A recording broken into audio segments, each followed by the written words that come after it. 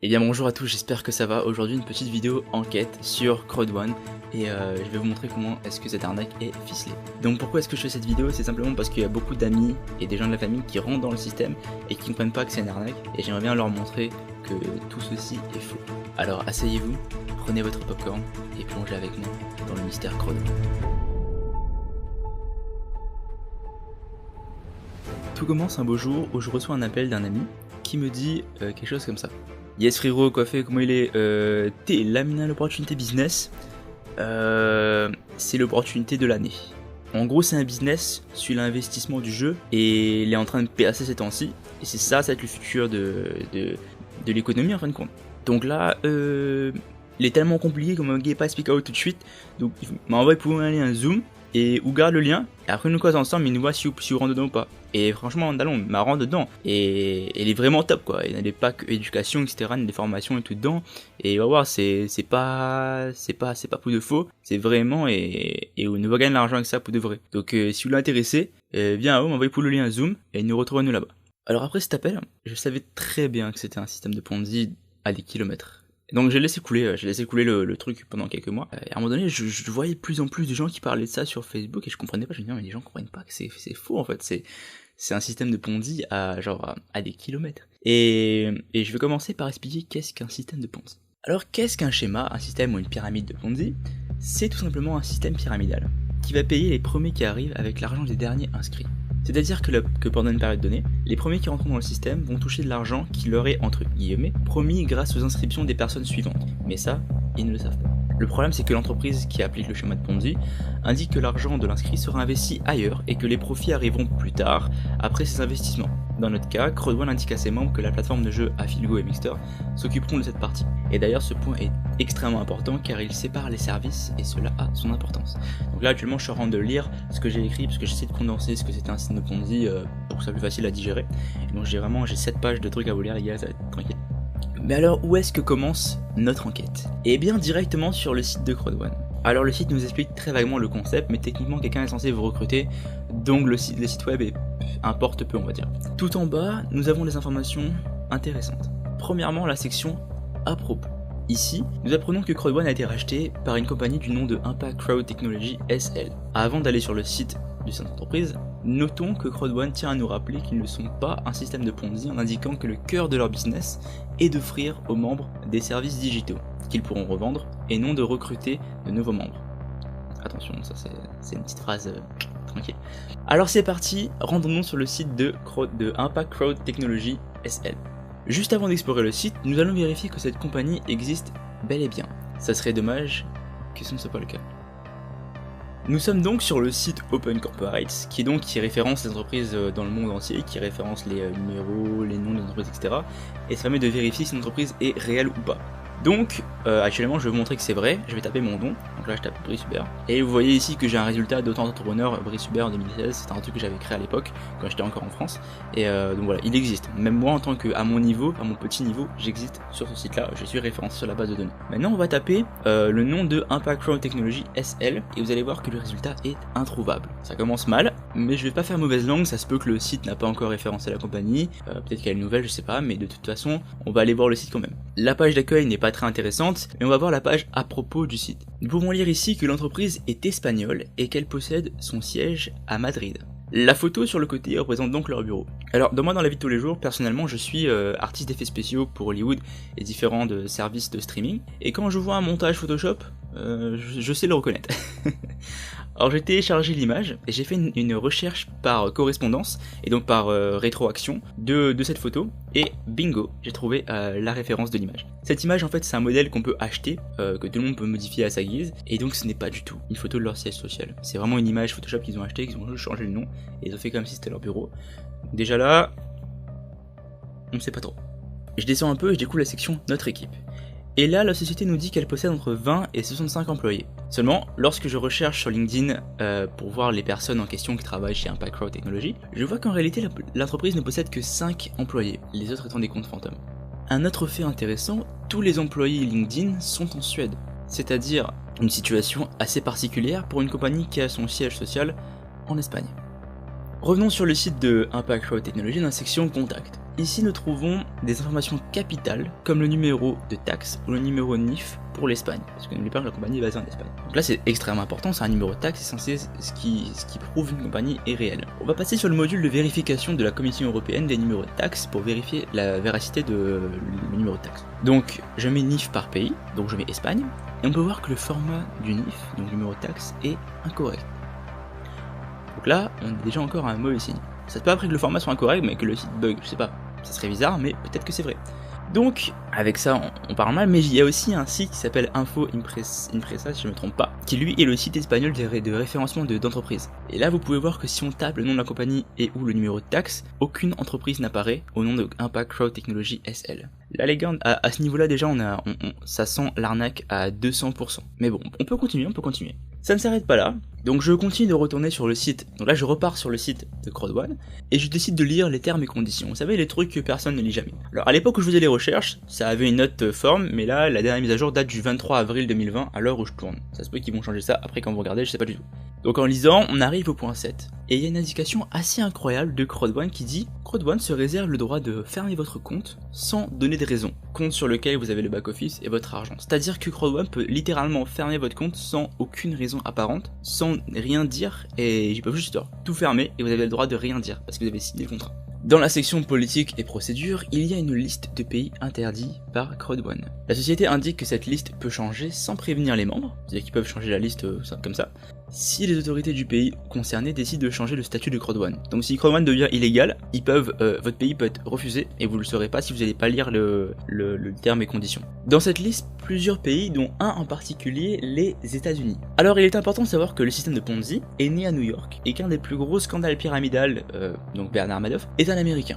Les États-Unis sont donc très précis et très recherchants dans la viabilité d'entreprises comme CrowdOne qui est pyramidale. Et comme vous le voyez, CrowdOne n'est pas autorisé dans le pays. Je pense qu'ils voulaient pas avoir de problème avec les Américains qui sont assez durs sur ce sujet-là. On descend, article 11.07, relations avec les compagnies tierces. Donc là on parle de Afilgo, Mixter et LTech. Je vais expliquer après. CrowdOne donne 3 infos d'une importance capitale. En tant que membre, vous n'avez pas le droit de contacter les entreprises tiers. En tant que membre, vous n'avez pas le droit de demander à ces compagnies s'il existe un lien entre elles et CrowdOne. Et 3, en tant que membre, si vous décidez de le faire, vous risquez de perdre votre compte CrowdOne, tout simplement.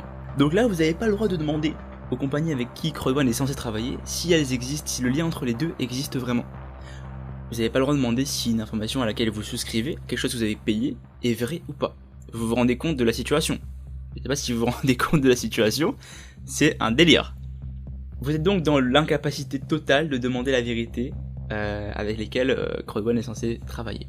Ces entreprises, donc comme je disais tout à l'heure, c'est Mixter, Afilgo et LTech. LTech, on en reviendra après. Afilgo est donc la branche investissement gaming, donc jeu de CrowdOne, et donc ils commencent en présentant le jeu mobile. En descendant un peu la page, on peut voir que leur partenaire majeur est LTech, et en rouge, on a un avertissement qui nous dit « Les tickets de loterie seront disponibles sur afilgo.com, mais pas directement sur LTech. S'il vous plaît, veuillez contacter notre service client pour les questions. » Donc comme tout à l'heure, on n'a pas le droit de contacter LTech pour savoir si Afilgo, donc qui appartient à CrowdOne, travaille vraiment avec eux. Et là c'est vraiment un réel problème, on peut pas vérifier en fait, on n'a pas le droit de vérifier si c'est vrai ou pas, vous vous rendez compte?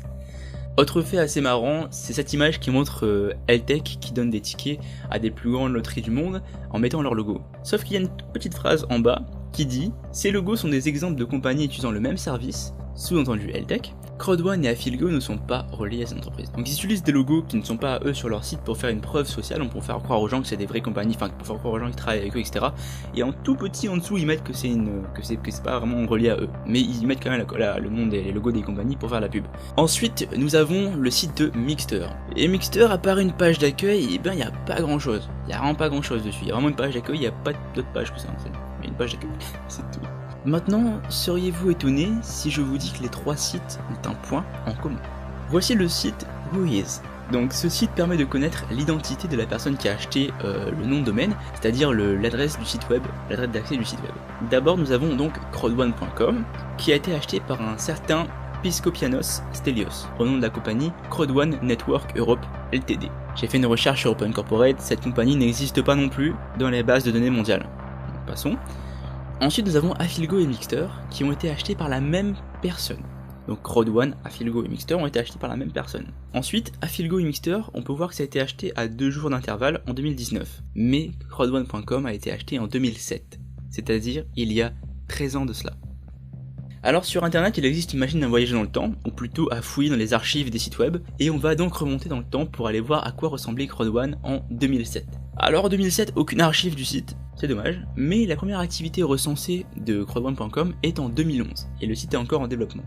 Ensuite on fait un bond dans le futur de l'époque, et on arrive en 2016. Et voici donc la première version du site Crowd1, et qui dans sa première version compte déjà 500 000 membres. Enfin, près de 500 000 membres. Et je vous avoue, j'ai un doute là-dessus. Plus bas, nous pouvons voir que Crowd1 était déjà en pré-lancement en juin 2016. Et ça fait déjà 4 ans. Alors déjà, vous comprenez à comprendre le délire. Un nouveau bond dans le futur, on arrive au 10 juillet 2017, soit un an après. Et vous pouvez voir actuellement que le compteur de membres n'a pas bougé. Ni la période de lancement d'ailleurs. Les chiffres sont restés les mêmes un an après. 15 avril 2018, Crowd1 lance sa monnaie virtuelle. Donc là, les mecs, ils sont en train de partir dans une crypto-monnaie. Et donc, la monnaie virtuelle est disponible sur le site jusqu'en août 2018. Donc là, les gars, ils ont commencé à faire n'importe quoi. Ils ont commencé à ouvrir une monnaie virtuelle. On dirait, les mecs, ça va devenir une arnaque autant que Leocoin, hein, c'est pareil. On fait un bond dans le futur. 18 janvier 2019, le site fait peau neuve. On rappelle que la dernière info, c'était août 2018. Et donc là, on arrive au 18 janvier 2019. Le site fait peau neuve et plus aucune trace du fameux Crowd Cash Coin, donc la monnaie virtuelle qu'ils avaient créée. Il n'y a plus aucune trace de la monnaie qui était là un mois avant. Elle a disparu. Et vous comprenez qu'il y a un problème au fur et à mesure, c'est pas bon les gars, c'est pas légal tout ça.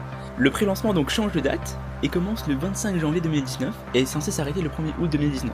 Donc là on a un pré-lancement qui est censé durer donc 6 mois et les gars font ça tout le temps en fait. Le 2 décembre 2019, le site refait peau neuve et recommence le même système.